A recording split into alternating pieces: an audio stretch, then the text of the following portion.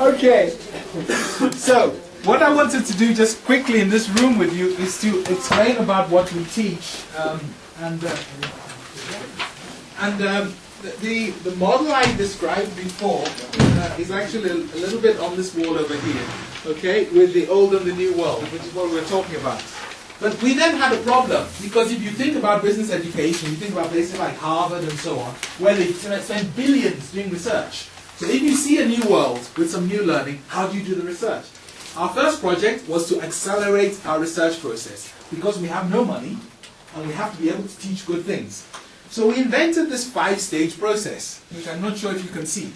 Normally when you do research, what you do is, you do a big analysis, you capture data, I'm sure you've come across it before, then you look for correlation or incidents, then you make graphs, then you try to establish what's going on. That's how business research is done. So they would interview 400 executives, and they would say, 400 executives, 200 of them said the most important thing in R&D is to have an open mind. Then they make a paper, okay? Then maybe somebody writes a book called Open Mind Generation, okay? Nobody knows if this is really true.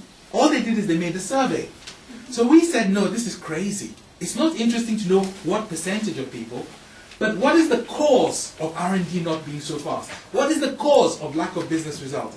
So we built a 5-stage process. We said, find something which is new world, like companies are working hard but the business results are not there, or innovation is not so fast. Find that. Then from that one, interview not 1,000 people, but 2 or 3 people, to try to get to what's the cause. Our innovation is always blocked. Why is that? Because when we make open collaborative innovation with small companies, they don't want to sign non-confidentiality. Why is that? Because our non-confidentiality is 40 pages long, and they're only a small company. Aha! You with me? So we look for the causes.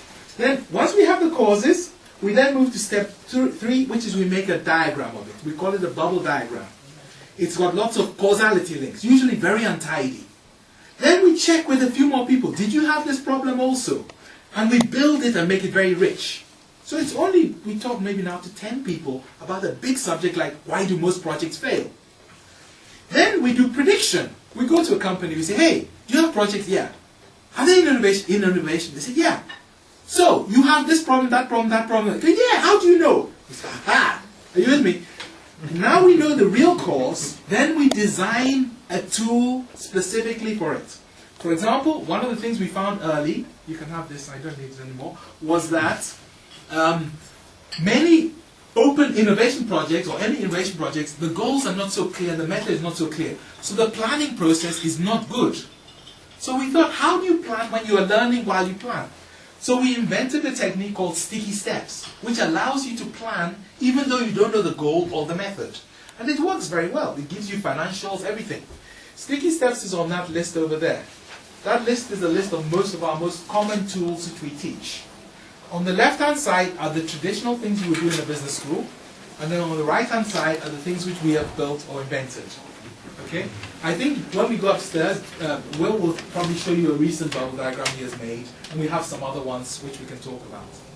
So if you're happy to continue the tour, are there any questions about research method and topics? Take a close look if you like. I'm sure some of them you will recognize. And as Nicholas knows, we've been teaching this within Danone for a while, so maybe some of the tools your colleagues are actually using them as well.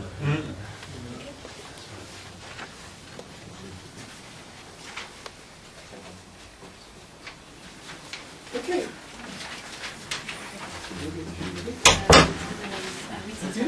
Continue.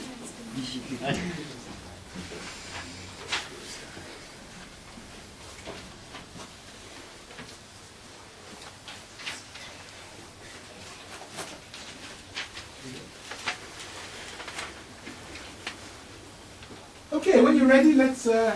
We're going upstairs. Okay, these stairs are 500 years old, so be careful when you're going up. Okay. And people were smaller in those days.